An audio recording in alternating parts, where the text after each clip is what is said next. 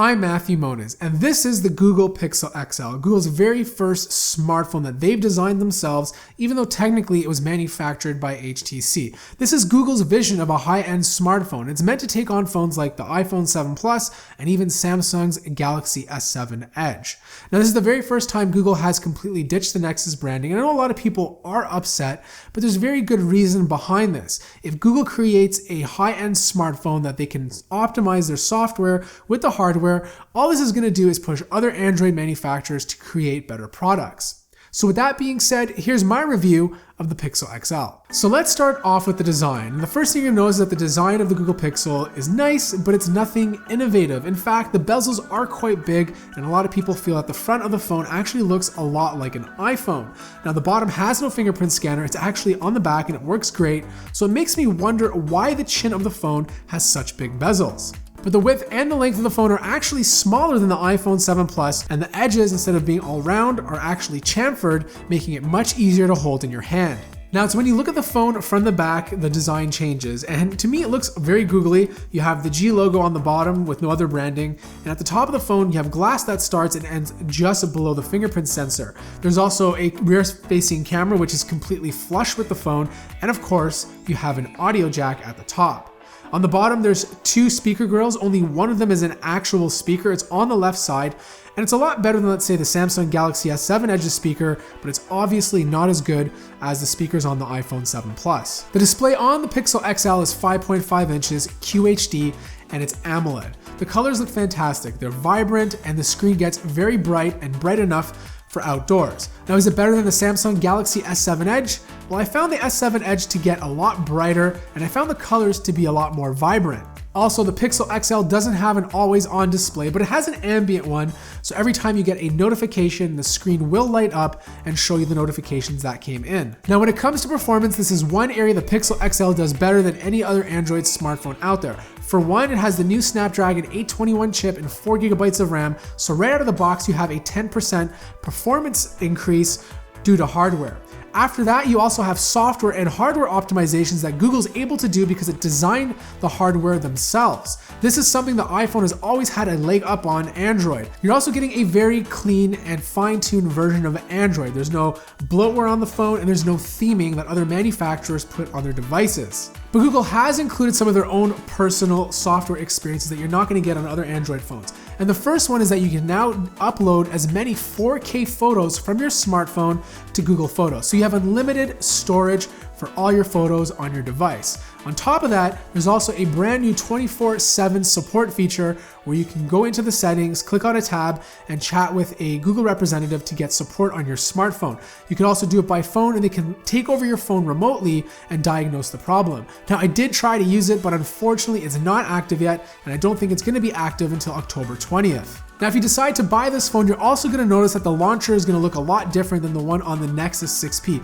This one has its own personal launcher, so the icons on the bottom for the home menu are a lot more refined and they're rounded out.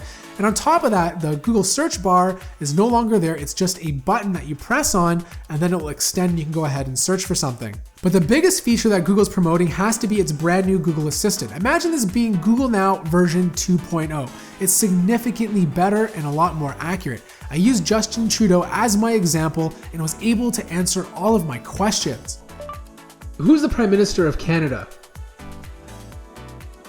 Justin Trudeau is the Prime Minister of Canada. Okay, Google. How old is he?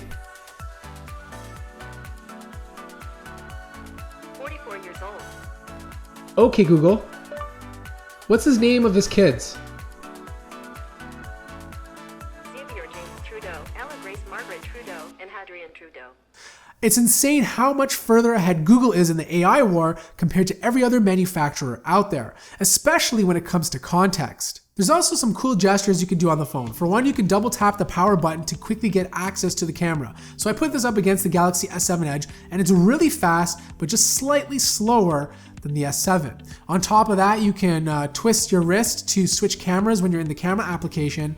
And the last one is a new Moves feature that allows you to use your finger on the fingerprint scanner to scroll up or down. In terms of battery life, I was easily getting a full days of use before needing a charge. I would usually come home and before bed, I'd end up with about 10 to 50% battery life before going to sleep. Now, is it better than the Galaxy S7 Edge? No, the Galaxy S7 Edge has a bigger battery, but the 3450 mAh battery in this one is fine to get you through the entire day. Now, for those of you who are curious, I got around 3.5 hours of screen on time before needing a charge. There's also fast charging, so you can top it up quickly, but obviously there's no wireless charging since the back of the phone is made of metal. And finally, let's talk about the camera. This is one thing Google has been promoting hard because it has a 12 megapixel sensor on the back, and according to DxOMark, it is the best camera on a smartphone to date. Now, I always take DxOMark's results with a grain of salt just because I find that their results don't take real life into consideration. With that being said, the Pixel XL definitely sits in the top 3. I don't think it's number 1. I think it sits between the iPhone 7 Plus and the S7 Edge. So you're not going to get as natural photos as the iPhone 7 Plus, but they're not going to be as saturated or as warm as the Galaxy S7. So if you like a nice combination of both cameras, that's what the Pixel XL is going to give you. Now, one area that really shocked me with the Pixel XL is how good the image stabilization is. There's no optical image stabilization, it's using software, but I think it's also using the gyroscope or the accelerometer to help stabilize the image. In terms of stabilization overall, it definitely does the best job out of every smartphone that I've used, but the picture quality in video is not nearly as good as the iPhone 7 Plus. Alright, so here are my closing thoughts. The Pixel XL pretty much nails everything I want in an Android smartphone. It has a good display, good battery life, a great camera, and a fantastic software experience. However, I think it falls short when it comes to the design, as I feel the bezels should be a lot thinner for a premium smartphone in 2016.